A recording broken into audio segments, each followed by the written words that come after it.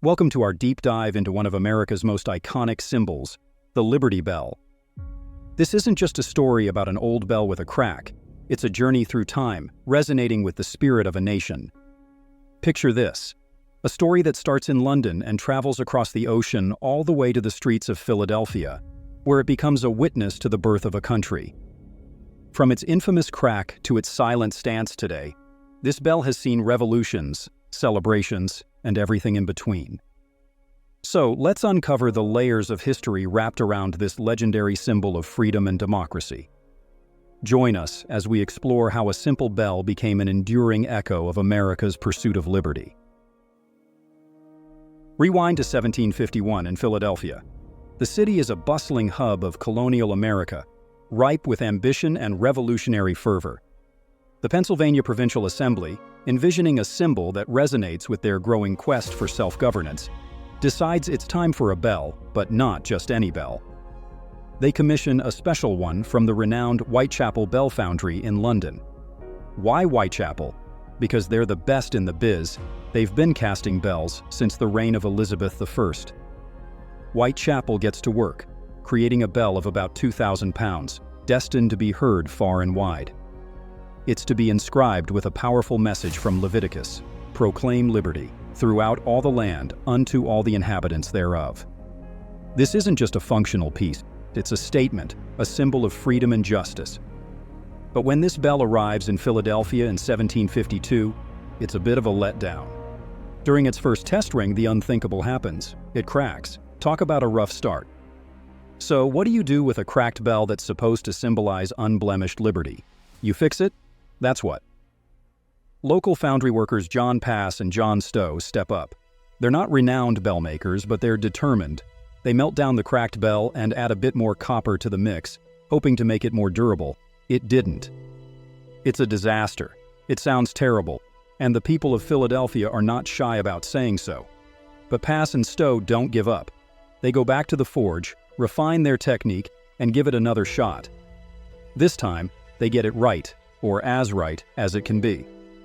By June 1753, this recast bell is hanging in the State House, a bit rough around the edges but ready to ring in the birth of a nation.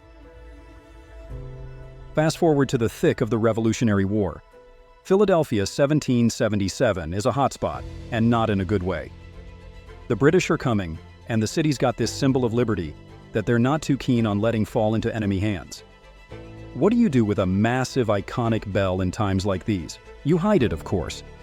So, under the cloak of night, our bell embarks on a secret mission to Allentown.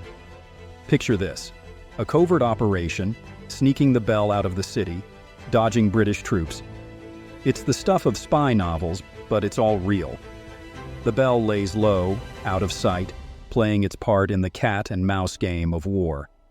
And when the war's over, the bell comes back to Philly, carrying the weight of a newly independent nation. It's not just a bell anymore. It's a symbol of America's fight for and triumph in independence. It rings for some of the nation's most pivotal moments. Think the Declaration of Independence and George Washington's birthday. But every ring takes a toll, and that infamous crack, it's getting bigger.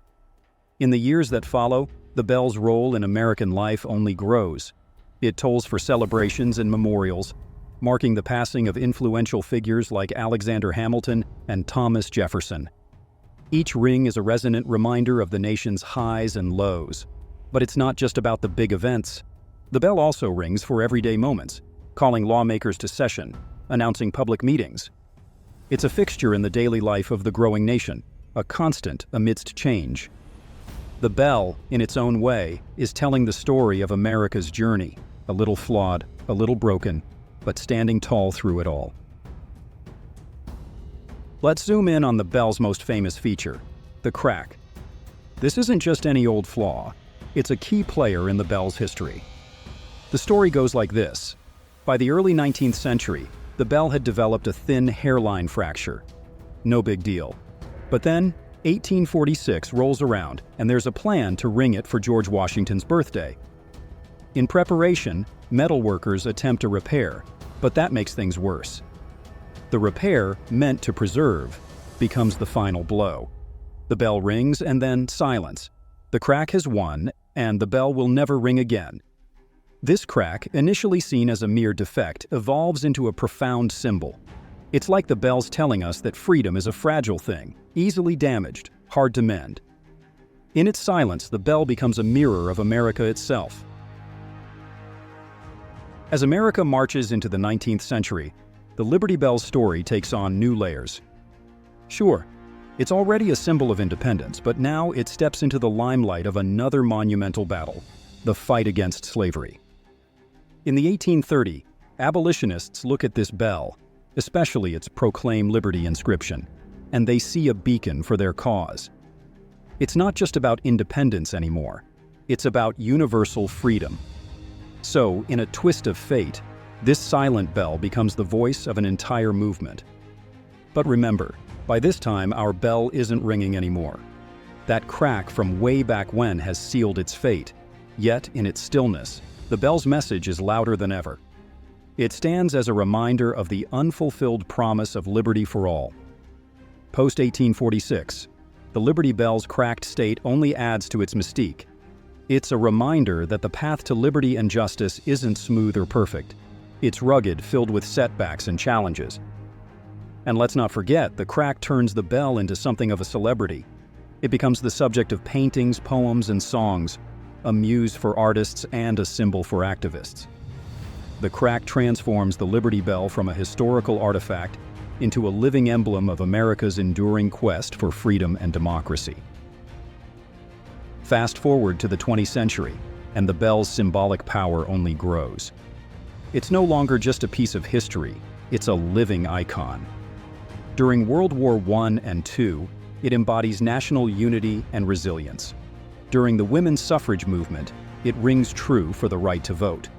And as the civil rights movement unfolds, the Liberty Bell is there, a steadfast symbol of the ongoing fight for equality. Today, the bell stands as a powerful symbol, not just of America's past, but of its present and future. It's a reminder of the ongoing journey towards liberty and justice for all. In an era of continued social and political challenges, the Liberty Bell resonates with a message that is as relevant now as it was centuries ago. In its current state, the bell continues to inspire. It's featured in literature, film, and art, serving as a muse for creators who see in its crack a reflection of the nation's imperfect yet relentless pursuit of higher ideals. It's a focal point for civic discussions and educational programs, sparking conversations about history, freedom, and the responsibilities of citizenship. The Liberty Bell's modern legacy is that of a silent sentinel, overseeing a nation that continues to grapple with its principles. It's a symbol that invites reflection and action, urging each generation to contribute to the narrative of liberty that it represents. And that's the story of the Liberty Bell, folks. From its early days in London to its silent stand in Philadelphia, it's been quite the journey. If you enjoyed this trip into history and are curious about more stories like this, just hit that subscribe button for more deep dives into the origins and untold stories of history's most intriguing artifacts. We've got loads of tales lined up, just waiting to be told. So subscribe, join our journey through time, and let's keep uncovering the hidden gems of history together.